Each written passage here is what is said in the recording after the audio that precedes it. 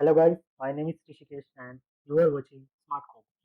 So in the last video we have discussed the MongoDB aggregation basics, and from this video onwards we will start the operators. So this will be the agenda for this video. First we will create some collection and then we will insert some data and then write the query with this aggregation operator. So as you can see from the last video, I have shown you how can you connect to your database from the Mongo shell, and I am connected to the cluster. So now here we can write our comma. So we are using the terminal because in terminal it is easier to type multiple lines here. So I'm using the terminal over here.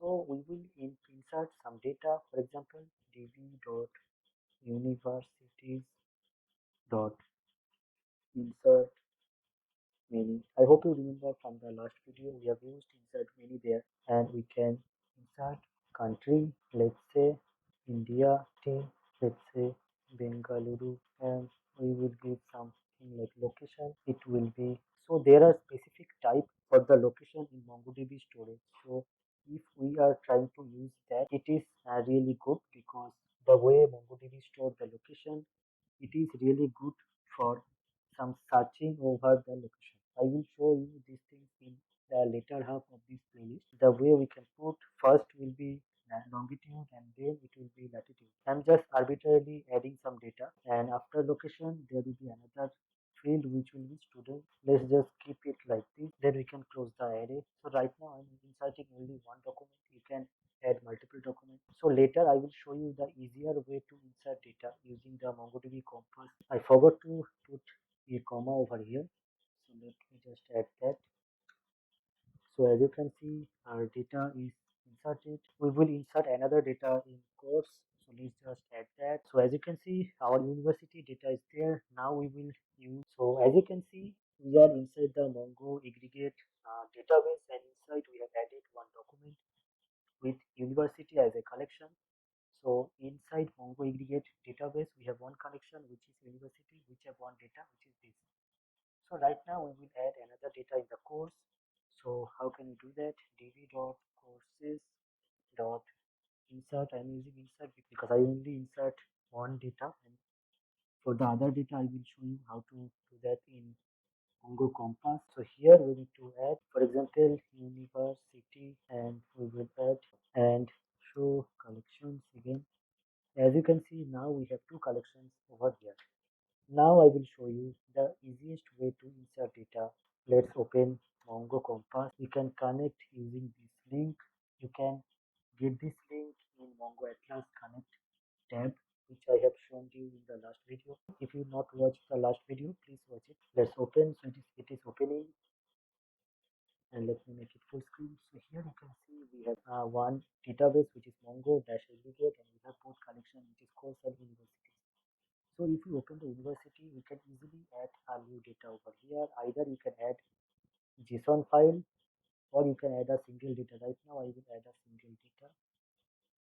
You can click over add data, insert document, and over here you can add your data. So underscore ID will be automatically generated, and over here you can put country, let's say Spain, and here you can put city, and then you can put name, then you can put location, type, point. As you can see, it is auto formatting the data, and you can give some random value for now. Later we will see how can we use this field to query with location. So in students there will be, now we can, so we need to put it in quotation, and then we can see it over here also, and we can simply insert it. So two data is inserted here, and let's just add some more data in courses.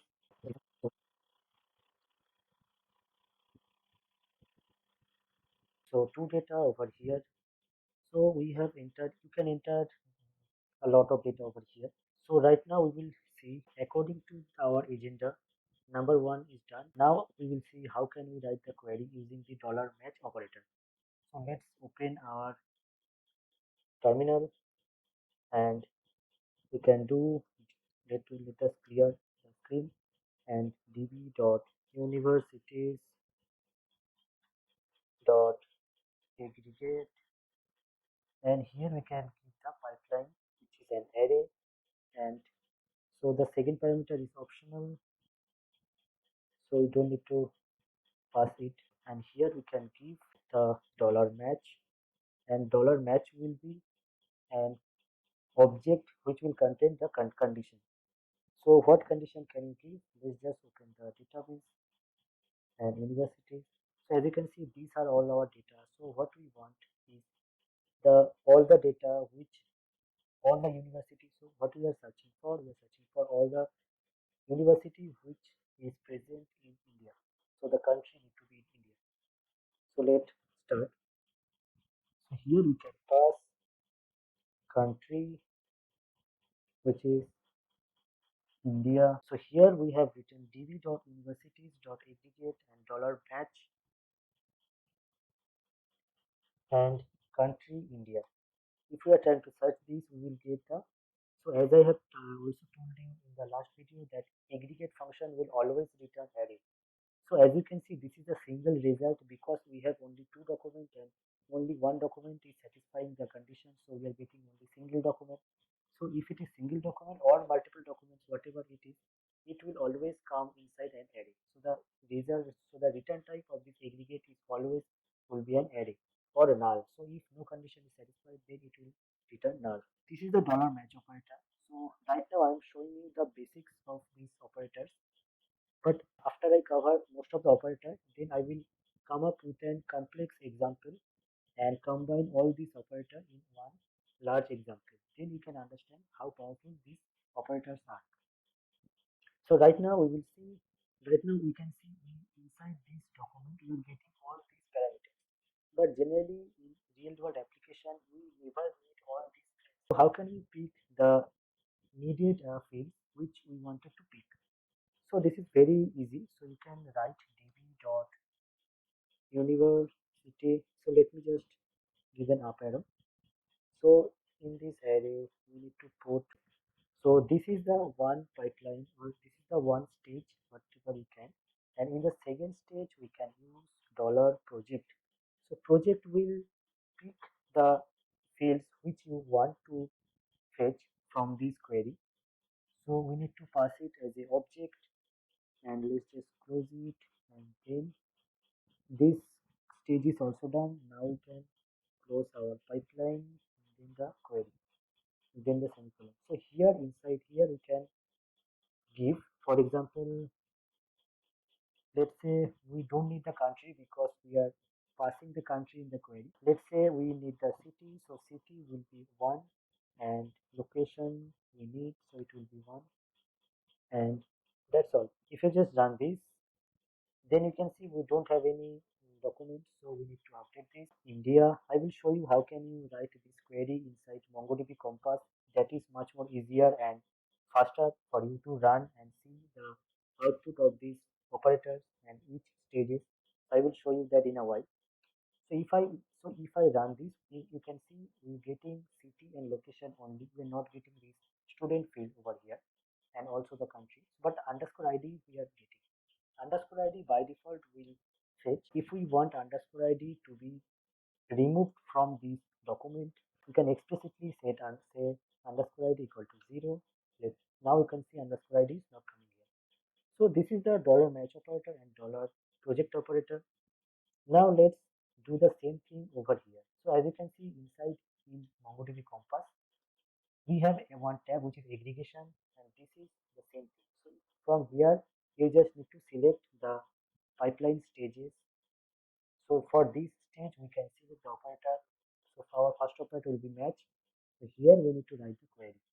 After writing this, we can instantly see the response over the right side. So this is very much useful when you trying to figure out your query, or you debugging on something, or you not able to think what is wrong with your query. You can use this platform and easily see output for each stage. Now you can add one stage over here, and you can do project, and here you can specify your fields which you want to fetch.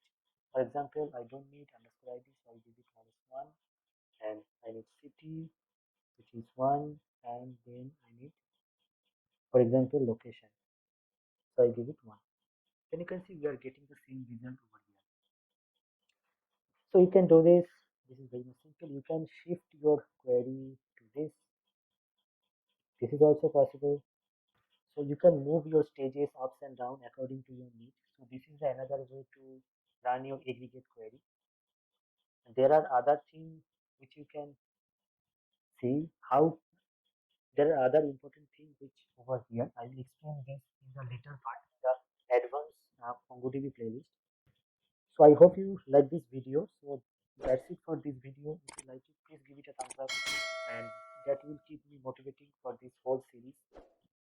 So I will cover each and everything in the MongoDB. So if you like this video and this whole series, please subscribe to my channel and press the bell icon. You will never miss an update. So I will see you in the next video. Until then, thanks.